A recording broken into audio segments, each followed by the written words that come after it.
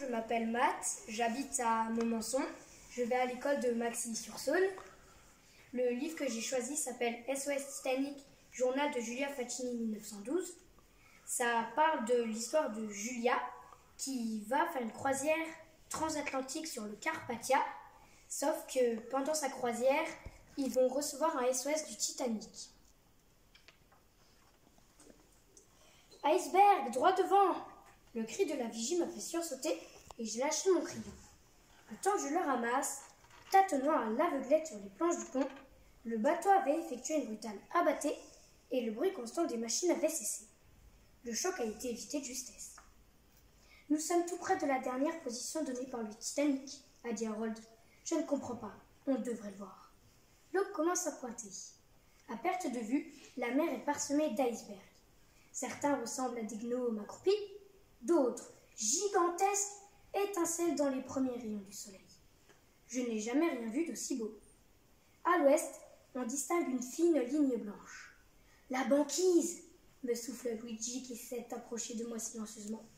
Je retiens mon souffle. La banquise! Nous sommes donc au bout du monde! Le vent s'est levé, âpre, mordant. Les vagues clapotent contre l'étrave du Carpathia. Et tout à coup, cela ressemble à un rêve.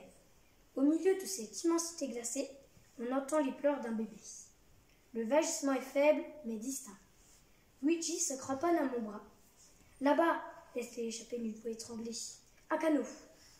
Je ne vois rien. La mer se creuse de plus en plus. Tu as de la bouillie dans les yeux ou quoi? S'énerve mon frère. Enfin, je l'aperçois. Sur la crête d'une vague, un petit canot lourdement chargé. Pourquoi sont-ils tous habillés en blanc? Lâche une femme avec un petit rire nerveux. Ce sont les ceintures de sauvetage, répond un matelot sans détourner les yeux. Comme ils sont pâles! La frêle embarcation se rapproche. On distingue nettement, sur le bordage, l'emblème de la White Star. Dieu tout-puissant, soupire un passager. Nous n'avons qu'un seul matelot et du mal à manœuvrer, crie une voix. Compris, lui répond-on de la passerelle.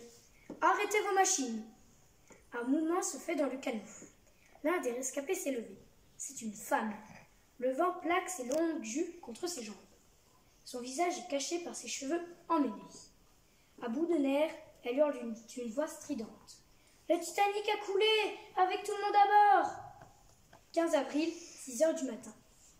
Un à un, les canots de sauvetage viennent à flanc du paquebot. La première rescapée, montée à bord il y a plus d'une heure, s'est écroulée dans les bras du commissaire Brown. Je m'appelle Elisabeth Allen.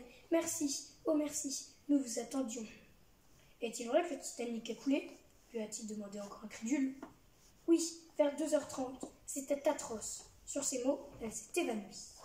On l'a portée dans l'une des salles à manger où d'autres naufragés, tremblant de froid et d'épuisement, n'ont pas tardé à la rejoindre. Ils ont tous les traits tirés et les yeux fixés. Certains sanglotent, d'autres se tordent les mains ou triturent un bouton, une manche, l'ourlet d'une veste, mais la plupart sont d'un calme étrange. Comme si le choc terrible qu'ils ont subi et la longue nuit en classe passée à attendre des secours avaient absorbé toute leur énergie.